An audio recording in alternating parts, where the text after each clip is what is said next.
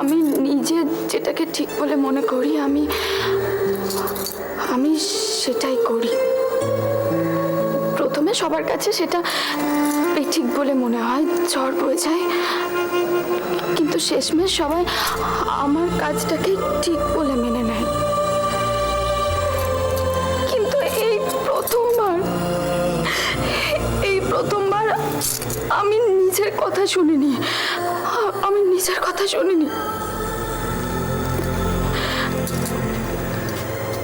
Nursing হোমে আমার বারবার মনে হয়েছিল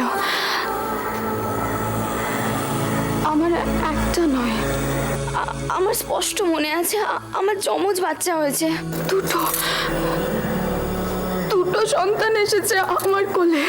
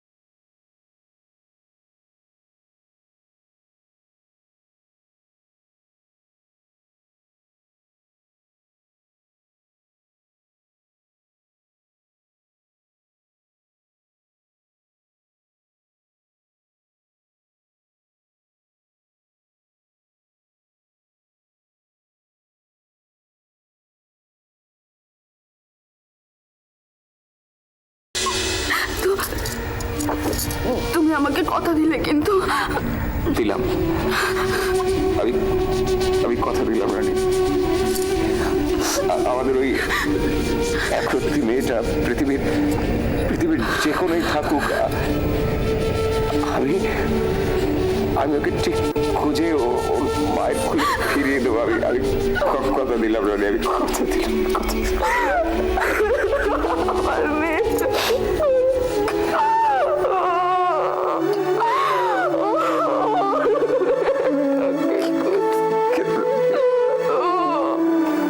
চৌধুরীদের সম্পত্তির উপর থাবা বসানোর সময় আমার এসে গেছে। মানে? আরে শোনো না, ওই চৌধুরী পরিবারের নিজেদের মধ্যেই জোর খেয়ে শুরু হয়ে গেছে, বুঝলে? জানো, জন্মাবার পরপরই রানীর নাকি একটা বাচ্চা চুরি গেছে। চোরটা কি জানো? কে? চোরটা হলো ওদের ওই মামা বাবু।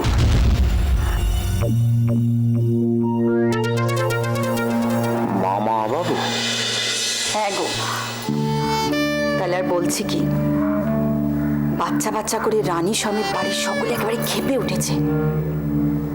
বাচ্চাটাকে খুঁজে পাওয়ার জন্য না বাড়ির সকলে একেবারে মরিয়া হয়ে উঠবে, আর সেই সুযোগেই আমরা আমাদের আখের গুছিয়ে নেব। তুমি ঠিক বলেছ রানী, ওরা ওদের নিজেদের ঝামেলায় এত বেশি তেতে থাকবে যে আমাদের দাবি দেওয়া নিয়ে কোনো রকম অশান্তিতে যাবে না। মুখ ফুটে যা চাইবো তাই দিয়ে আমাদের বিদায় করবে। কিন্তু তুমি বুঝলে না, রাস্তার জ্যোতিষীকে আমি আমার হাতটা দেখিয়েছি বলে তুমি আমাকে অকারণে গালমন্দ করলে, কিন্তু দেখলে তো জ্যোতিষীর কথা কিরকম অক্ষরে অক্ষরে মিলে যাচ্ছে। আচ্ছা শুভ্র, তোমার ওই জ্যোতিষী কি যেন তোমাকে বলেছিল? জ্যোতিষী বলেছিল যে আপনার হাতে মশাই রাজ্যটুক চোখ দেখতে পাচ্ছি, খুব শিগগিরই আপনি বিপুল সম্পত্তির বিপুল অর্থের মালিক হবেন।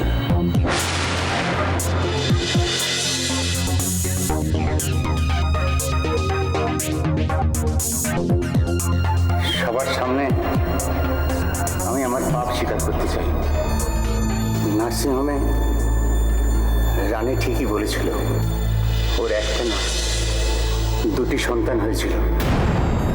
যার সুখের জন্য রানীর বুক থেকে আমি তার সন্তান ছিনিয়ে নিলাম, সেই রচনাকেও আমি রক্ষা করতে পারলাম না। ঈশ্বর নামের সেই দস্যুটা তাকেও আমার কাছ থেকে ছিনিয়ে নিল। বিপিন, সন্তানের স্বার্থে তুমি আমার সঙ্গে বেইমানি করলে। পারলে বেইমানি করতে তুমি বিপিন।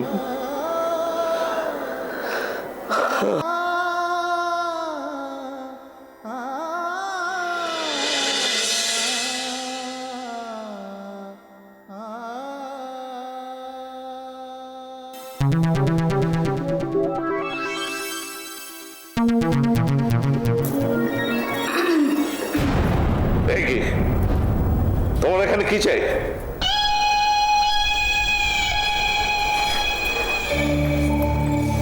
যদি বলি মেশমশাই, আপনার কষ্টের বোঝাটা আমি বইতে এসেছি। রাবিশ! আমি জানি আপনার ক্ষমতার তুলনায় আমার ক্ষমতা কিছুই না, নগণ্য। তবু মেশমশাই, শুনেছি সাগর পাড়ের সময় একটা কাঠবিড়ালি নাকি মুখে করে খড়কুটো নিয়ে শ্রীরামচন্দ্রকে সাহায্য করেছিল। করেই তো ছিল, কারণ সেই কাঠ বিড়ালিটার সৎ ইচ্ছে ছিল, তাই করেছিল। কিন্তু তোমরা আমার কষ্টের বোঝা লাঘব করার থেকে আরো অনেক অনেক বাড়িয়ে দেবে। শুনতে হয়তো তোমার খারাপ লাগছে, কিন্তু আমি বলতে বাধ্য। করেছে তোমাদের এ বাড়িতে আশ্রয় দিয়েছিলাম, আর সে ভুলের মাসুল যে আমার আর কতদিন বইতে হবে ভগবান জানে। কি ভুল করেছেন আপনি? আপনি কিচ্ছু ভুল করেননি। আর আপনাকে কে বলেছে যে আপনি আমাদের এই বাড়িতে আশ্রয় দিয়েছেন? আপনার এই ধারণা মিথ্যে। দেখুন, আপনার ছেলে অরিজিৎ আমার বোন আলোকে বিয়ে করেছে, মানে আমার বোন আলো তার বিবাহিতা স্ত্রী। পুত্রবধূ হিসেবে আলোর চৌধুরী বাড়িতে 16 আনা অধিকার আছে। আপনি এবং আপনার ছেলে অরিজিৎ আমার বোনের সেই অধিকার মানতে চাইছেন না, আর ঠিক সেই জন্যই আমি এবং আমার স্বামী এই বাড়ি ছেড়ে যেতে পারছি না।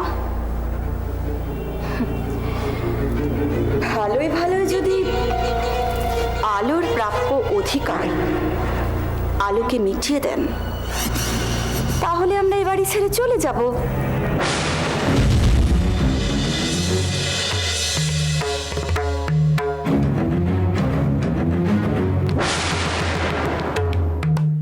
স্বপ্ন দেখছো না?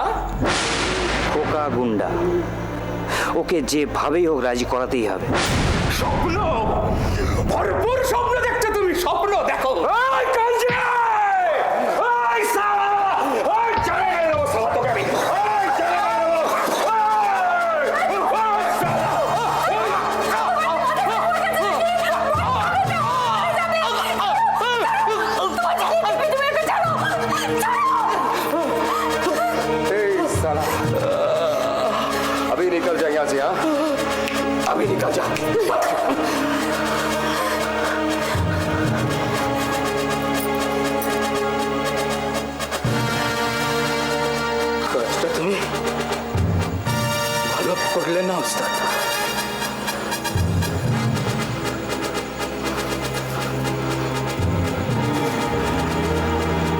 আমার দোস্তি দেখেছ, দুশ্মনী দেখনি। এইবার তুমি আমার দুশ্মনী দেখবে। এই, সাবধানে থেকো।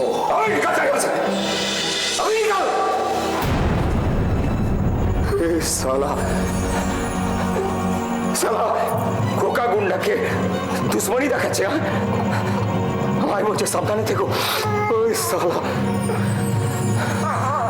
ও স্পর্ধা দেখে আমি অবাক হয়ে যাচ্ছি। আপনি ভুল করছেন মেসমশাই, আমি কিন্তু কোনো স্পর্ধা দেখাতে এখানে আসিনি। আমি তো বরং সৎ পরামর্শ দিতে এসেছি আপনাকে।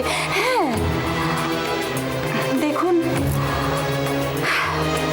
চৌধুরী বাড়িরই একজন রানীর মেয়েকে চুরি করেছে, আর সেই নিয়ে গোটা চৌধুরী বাড়ি একেবারে তোলপাড়, অশান্তির বন্যা বয়ে যাচ্ছে। কারোরই মন মেজাজ বিশেষ ভালো নেই।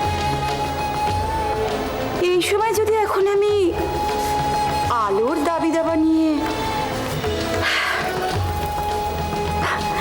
আপনাদের যদি এখন কোর্ট কাছারিতে যেতে হয়, সেটা কি ভালো হবে বলুন?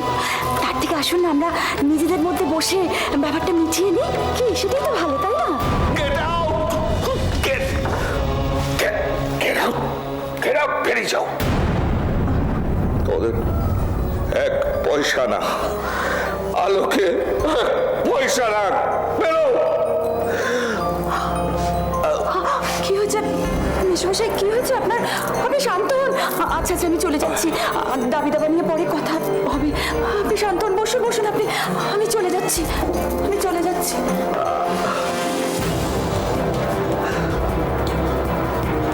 রানী, রানী,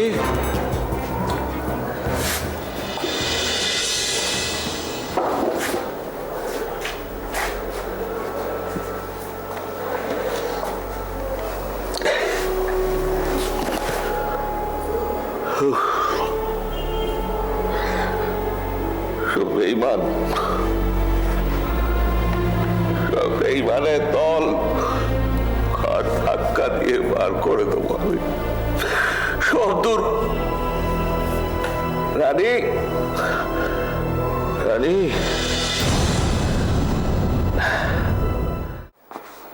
হোয়াট? আমার রাজধানী আমার নয়?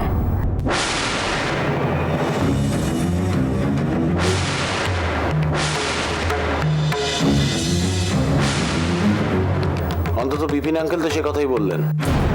তিনবার মৃত সন্তান প্রসব করার পর রচনা যখন চতুর্থবার মৃত সন্তান প্রসব করলো। I am sorry mister Chakladar, এবারও বাচ্চাটাকে বাঁচাতে পারলাম না। হোয়াট? সারা পৃথিবীটা আমার কাছে অন্ধকার হয়ে গেল।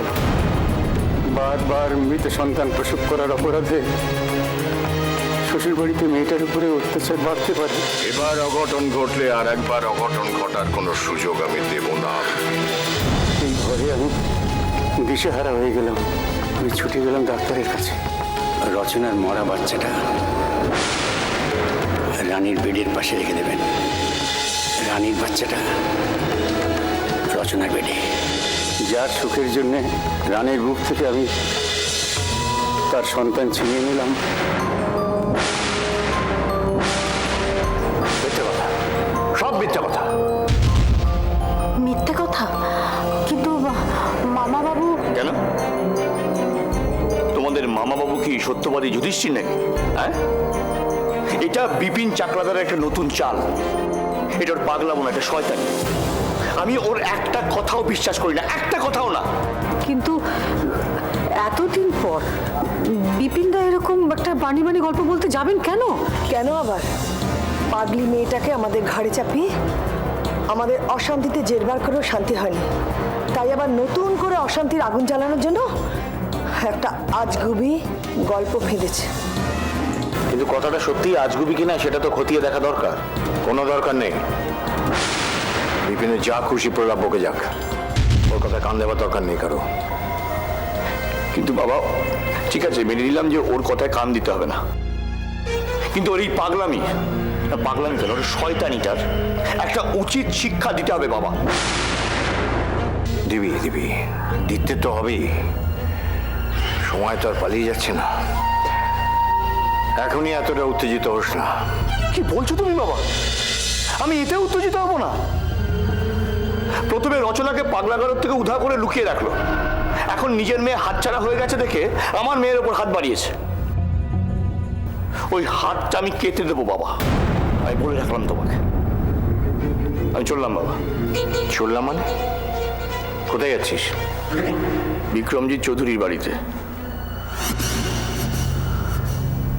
রানীর মেয়ে চুরি হয়ে যাওয়ার গল্পটা বিক্রমজিৎ চৌধুরী যদি বিশ্বাস করে থাকে, তাহলে এখনো পর্যন্ত ওই বুড়োটার ওই বাড়িতে ঠাঁই না পাওয়ারই কথা। আর কপাল জয় যদি আমি এই বুড়োটার দেখা পেয়ে যাই, তাহলে এই প্রলাপ বকা আমি চিরজীবনের মতো খুঁচিয়ে দেব। রবিদা, আসছি বর্দা। আসছি নয়, এক্ষুনি এসো। এই আমাকে ডাকছিলে বর্দা? তুমি ছাড়া এই বাড়িতে কটা রবি আছে? আমি ছাড়া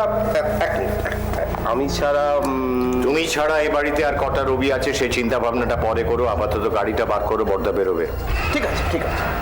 কোথায়? এই গাড়ি এটা বাড়ির ভিতর, গ্যারেজের দিকে। ঠিক আছে। অসহ্য। আমি আসছি না। দীপ্ত, মাথা গরম করিস না, যা করবি ভেবেচিন্তে করবি। দেখি নিজেকে কতটা সংযত রাখতে পারি।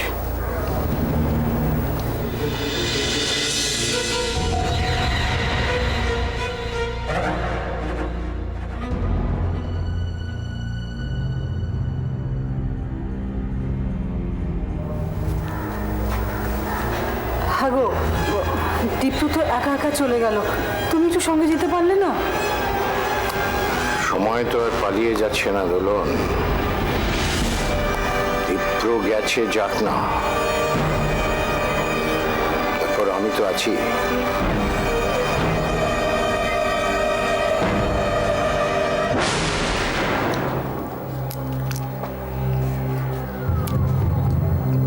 তবা এই বুদ্ধি তোমাদের? হ্যাঁ, তোমাদের ঘটে কি আছে শুনি? কি আছে কি তোমাদের ঘটে? কিন্তু চাচা, এতে অসুবিধাটা কি হলো আমি তো বুঝতে পারছি না। কিছু বুঝতে পারছো না? না। হায় আল্লাহ, আরে এই বাপ মার মেয়ে পালাবে না তো কি করবে শুনি? সবে মেয়েটা বাড়িতে ফিরে এসছে, তুমি বলছো এখনো পর্যন্ত সায়দার মাথা ঠান্ডা হয়নি। এখনই ওর সামনে কোনো বিয়ের কথা বলবে না, আর তোমরা বিয়ে দেওয়ার জন্য একেবারে উঠে পড়ে লেগে গেছো। কিন্তু চাচা, ওর মেজাজ খুব গরম, ওর যা জেদ না, এত তাড়াতাড়ি ওর মেজাজ ঠান্ডা হবে না। হবে না? হবে, সব হবে। ওই মিষ্টি কথাতেই চিড়ে ভিজবে। শোনো, এখন সায়দার সঙ্গে কোনো জোর জবরদস্তি নয়, ওর হ্যাঁতে হ্যাঁ নাতে না করে যাও। কিন্তু চাচা, এইভাবে কতদিন চলবে? এ তো আমার ভাল লাগছে না। আরে জ্বালা, এ তো কোনো কথাই বোঝে না। আরে হবে, বেশি দিন লাগবে না, সায়দা ঠিক শান্ত হবে। কোনো বাঘ যদি খেপে যায়, তাকে যখন খাঁচায় ভরতে যাবে, সে তখন তোমাকে আছড়ে কামড়ে দেবে। কিন্তু বাঘটাকে ভুলিয়ে ভালিয়ে যদি শান্ত করা যায়, তাহলে একটা ধাক্কা দিলেই সুসুর করে খাঁচায় গিয়ে ঢুকবে।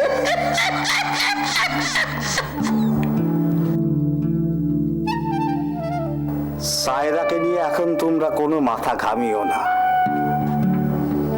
ওর সব দায়িত্ব এখন আমার। তোমরা কিছু ভেবো না।